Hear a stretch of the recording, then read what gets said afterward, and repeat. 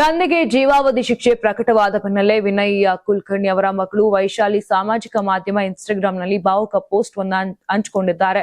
ತಂದೆಯ ಜೊತೆಗಿದ್ದ ಬಾಲ್ಯದ ಫೋಟೋವನ್ನ ಹಂಚಿಕೊಂಡು ಅದರ ಜೊತೆಗೆ ಅಪ್ಪನ ಕೆಲಸದ ಬಗ್ಗೆ ಬರೆದುಕೊಂಡಿದ್ದಾರೆ.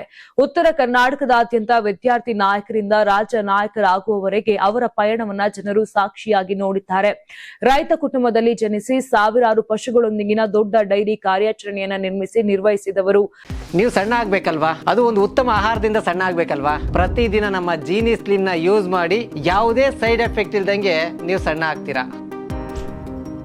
ಯುವ ರೈತರಿಗೆ ಪ್ರೇರಣೆಯಾದವರು. ಅವರು ಯಾವಾಗಲೂ ಎಲ್ಲ ವಯಸ್ಸಿನ ಜನರೊಂದಿಗೆ ಸರಳವಾಗಿ ಬೆರೆತವರು, ಗೌರವದಿಂದ ವರ್ತಿಸಿದವರು ಮತ್ತು ಸಹಾಯಕ್ಕೆ ಸದಾ ಸಿದ್ಧರಾಗಿದ್ದವರು. ಜನರಿಗಾಗಿ ಬದುಕಿದ ನಾಯಕನಾಗಿ ಅವರು ತಮ್ಮ ಜೀವನವನ್ನೇ ಸಾರ್ವಜನಿಕ ಸೇವೆಗೆ ಅರ್ಪಿಸಿದ್ದಾರೆ. ಅನೇಕ ಕುಟುಂಬಗಳಿಗೆ ಅವರು ಕೇವಲ ನಾಯಕನಲ್ಲ, ತಮ್ಮವರಲ್ಲೊಬ್ಬರು. ನಾವು ಅವರನ್ನ ಯಾವಾಗಲೂ ಅವರ ಕೆಲಸಗಳಿಂದಲೇ ಗುರುತಿಸುತ್ತಿದ್ದೇವೆ. ಅವರು ಎಂದೆಂದಿಗೂ ನಮ್ಮ ನಾಯಕ, ನಮ್ಮ ಮಾರ್ಗದರ್ಶಕ ಮತ್ತು ನಮ್ಮ ಅತಿ ದೊಡ್ಡ ಹೆಮ್ಮೆ. ನಾವು ದೃಢವಾಗಿದ್ದೇವೆ. ಅವರ ನೈತಿಕತೆ ಮತ್ತು ಸತ್ಯದ ಮೇಲೆ ನಮಗೆ ಸಂಪೂರ್ಣ ನಂಬಿಕೆ ಇದೆ.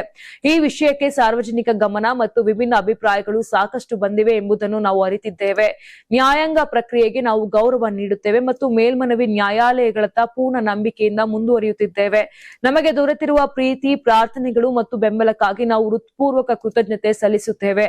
ಒಟ್ಟಾಗಿ ನಾವು ಬಲವಾಗಿ ನಿಲ್ಲುತ್ತೇವೆ. ನಾವು ಇದನ್ನು ದಾಟುತ್ತೇವೆ. ಇದು ಕೂಡ ಸಾಗಿ ಹೋಗುತ್ತದೆ.